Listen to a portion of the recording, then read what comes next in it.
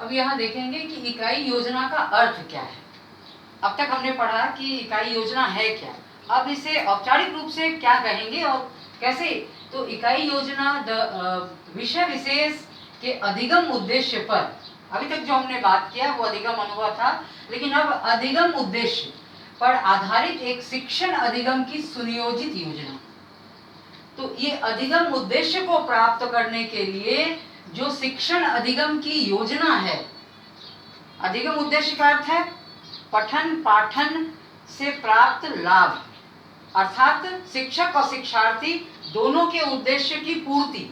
तो जब दोनों की उद्देश्य की पूर्ति होगी तो हमें शिक्षण अधिगम पर, यानी जो हमारा टीचिंग लर्निंग है उस पर ध्यान देना होगा, और वो है एक प्लान्ड, एक निर्धारित या सुनियोजित, वेल प्लान्ड एक संगठन जिसमें कि हम योजना को समाहित करते हैं। तो इकाई योजना का ये अर्थ हो गया, अधिगम उद्देश्यों को प्राप्त करने के लिए जो हम सुनियोजित योजना तय करते हैं, निर्धारित करते हैं, उसे इकाई योजना कहते हैं। एक इकाई की विषय सामग्री तथा अधिगम अनुभव शामिल हो वही इकाई योजना है।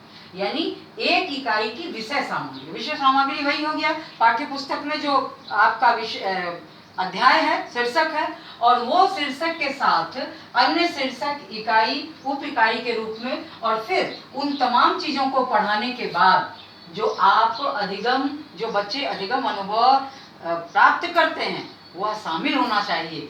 ये नहीं कि आपने पाठ्य पुस्तक को, कथा को रख दिया और कथा का कंटेंट ऐसा हो, उसमें उसकी इकाइयाँ ऐसी हो जिसमें उसका संगठन बिल्कुल विकेंद्रित हो। तो ऐसे विकेंद्रित संगठन से हम अधिगम अनुभव को प्राप्त नहीं कर सकते।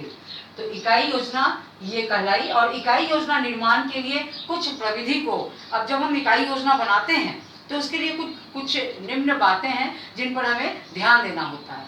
वो ये है कि पहला है कि इकाई योजना के लिए उपयुक्त इकाई और उप इकाइयों की संरचना करना, यदि वे सिलेबस में ना हो। क्योंकि कभी कभी ऐसा होता है कि सिलेबस में बस टॉपिक लिख दिया जाता है, आप देखेंगे शीर्षक लिखा होता है, आपके बीएड में भी ऐसा ही है, कहीं कहीं सिलेबस में सिर्फ टॉपिक लिख दिया गया है। तो टॉपिक लिख देने के बाद, शीर्षक लिखने के बाद उसकी उप इकाई क्या है वह ढूंढना भी शिक्षक का ही कार्य होता है। तो उप इकाई यानी कि यूनिट का भी सब यूनिट, शीर्षक और शीर्षक से रिलेटेड जो इकाई का निर्माण है वो, तो इनका सिलेबस में अगर नहीं है तो इनका भी हम संरचना करें। दूसरा, इकाइयों से संबंधित अधिगम उद्देश्यों को निर्धारित करना। तो इकाई से रिलेटेड, ये मैं शुरू से बोल रही हूँ कि जो यूनिट आप पढ़ाने जा रहे हैं, जो चैप्टर आप पढ़ाने जा रहे हैं, उसको कई खंड में देखकर, कई सब यूनिट में बांटकर, और जो यूनिट के साथ उसका एक रिलेशन, एक संबंध आपस में हो। जैसे हम पुष्प को पढ़ाने जा रहे हैं, पुष्प, तो पुष्प से रिलेटेड यानी पुष्प से ही संबंधित अन्य कई पुष्पों का संकलन हो जो समान ऋतु में पाए जाते हैं। तो इसमें क्या है कि एक ऋतु की विशेषता और एक पुष्प की विशेषता और पुष्प का महत्व और पुष्प का उपयोग किस प्रकार हम कर सकेंगे, लगभग एक ही अधिगम अनुभव पर आधारित होगा। उसके पश्चात है उपयोग हेतु शिक्षण अधिगम विधियों तथा प्रविधियों का चुनाव। तो अब ये पूर्णतः निश्चित है कि जब हम बच्चे को एक चैप्टर पढ़ा के, कंप्लीट करके, पूर्ण करके उसे जब हम देते हैं, तो यह निश्चित रूप से हमारी मंशा होनी चाहिए, या हम इसके प्रति निष्ठावान रहे एक शिक्षक होने के नाते, कि जो कुछ भी बच्चों ने ग्राह्य किया है वो बच्चों के अंदर या बच्चों के अंदर इस प्रकार जाए जिससे कि वह अपने गतिविधियों के निष्पादन से इसे दिखा सकें, या फिर हम जब उनका अवलोकन करें, हम जब उनको ऑब्जर्व करें, तो यह उनकी क्रियाएं इसके रूप में, इसके प्रतिफल के रूप में निष्पादित होते हम देख सकें।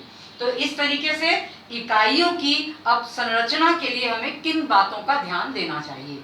तो इकाइयों की संरचना के लिए सबसे पहले जब यूनिट हम बनाएंगे, जब एक इकाई का संगठन करते हैं, तो हमें सबसे पहले पाठों का पूर्ण अध्ययन, एक पाठ है जिसका कि पूर्ण अध्ययन, और दूसरा है कि उन पाठों को आपस में जोड़ना।